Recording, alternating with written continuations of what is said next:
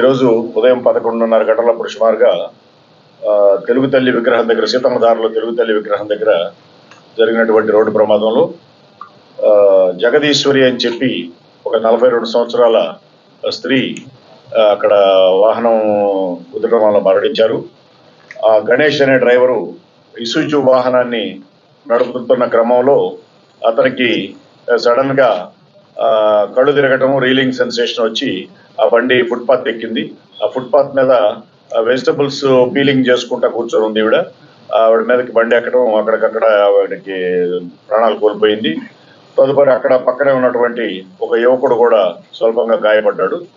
అతను తాగి ఉన్నాడేమో అని చెప్పి ఆయనకి పరీక్షలు చేయడం కూడా జరిగింది.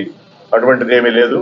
అతను చెప్పినట్టుగా మరి నిద్రలేమి కారణమా లేకపోతే ఏదైనా అనారోగ్య కారణమో తెలియదు, కళ్ళు తిరిగిన కారణంగా ఆ యొక్క ప్రమాదం జరిగిందని చెప్పి ప్రాథమికంగా భావిస్తున్నారు.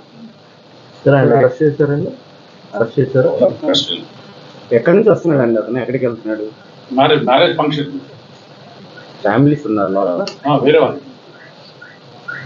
సార్ యాక్సిడెంట్ జరిగినప్పుడు కార్లో డ్రైవర్ కాకుండా ముగ్గురు, టోటల్ 4 మెంబర్స్. వాళ్ళకి అంటే కార్ బాగా డ్యామేజ్ అయింది కదా? అప్పటికే స్లో అయింది, కూర్చొని ఉంది కాబట్టి ఎక్కడం. సీసీటీవీలో కూడా చూస్తే అక్కడ వరకు slow and entire city parade అది 22వ తారీఖు జరుగుతుంది. సో దీనిలో ముఖ్యంగా 17, 18, 19వ తారీఖు మధ్యాహ్నం పూట దీనికి రిహార్సల్స్ చేసుకోవడం, మన బీచ్ రోడ్డుకి ఆనుకొని ఉన్న ఒకవైపు భాగాన్ని మొత్తాన్ని అండ్ ఫుట్పాత్ మొత్తాన్ని కూడా ప్రాక్టీస్ కోసం మధ్యాహ్నం 2 నుంచి 6 మధ్యలో బ్లాక్ చేయడం జరుగుతుంది. సో ఓన్లీ ఒక రోడ్డు మాత్రమే ప్రజల రాకపోకలకు అనుమతించడం జరుగుతుంది. దీంతో పాటు ఆ ఆర్కే బీచ్ ఎంటైర్ స్ట్రెచ్లో కూడా ఎటువంటి వాహనాలు నిలపడానికి అంటే పార్కింగ్ చేసుకోవడానికి ఆ సమయంలో మాత్రం మనం అనుమతించడానికి కుదరదు. అండ్ దీనికి సంబంధించి మేము డీటెయిల్డ్గా వర్కౌట్ చేయడం జరిగింది. దానికి ఒక బందోబస్తు plan and traffic diversion plan కూడా వేసుకోవడం జరుగుతుంది. అండ్ మనకి ఎంటైర్ ఫుల్ డ్రెస్ రిహార్సల్స్ ఏవైతే సరే 20వ తారీఖు అండ్ 22వ తారీఖు ఉంటుందో దానికి సంబంధించిన డైవర్షన్ ప్లాన్ మొత్తాన్ని కూడా మేము వర్కౌట్ చేసి ఫర్దర్గా మనం 19వ తారీఖు మరొక ప్రకటన ఇవ్వడం జరుగుతుంది.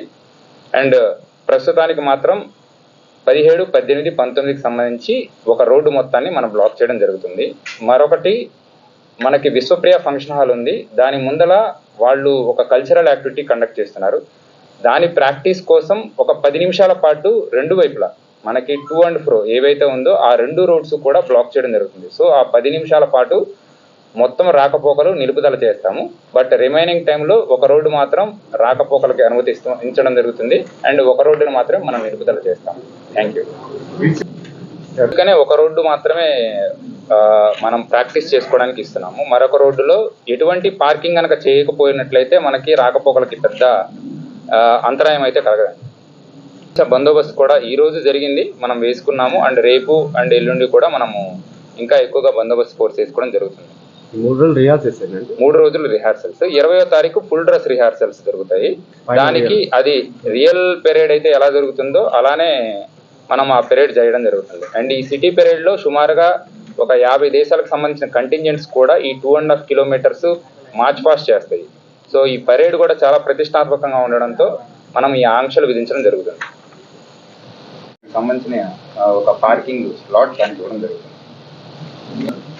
క్రౌడ్ ఎక్స్పెక్టెడ్ అంటే 2022లో జరిగినప్పుడు సుమారుగా 70,000 మంది వరకు బీచ్లో ఉండడం జరిగింది. అంటే మనకు ఒకవైపు సీటింగ్ కెపాసిటీ ఉంటుంది 7,000 to 7,500, మరొక సైడ్ గ్యాలరీస్ ఉంటాయి, స్టాండింగ్ గ్యాలరీస్. దానిలో సుమారుగా ఒక 60,000 వరకు ఉండడం జరిగింది. సో ఈసారి మనం మొత్తం R&B వాళ్ళు ఈ బ్యారికేడింగ్ కన్స్ట్రక్షన్ అయిపోయిన తర్వాత దాని కెపాసిటీ ఎస్టిమేట్ చేయడం జరుగుతుంది. బందోబస్తుకి ఎంత? సో మొత్తం మనము బందోబస్తుకి అంటే మన సిటీ నుంచి కానీ బయట నుంచి కానీ సుమారుగా 5,000 మందితో మనం బందోబస్తు ప్లాన్ చేసుకోవడం జరిగింది.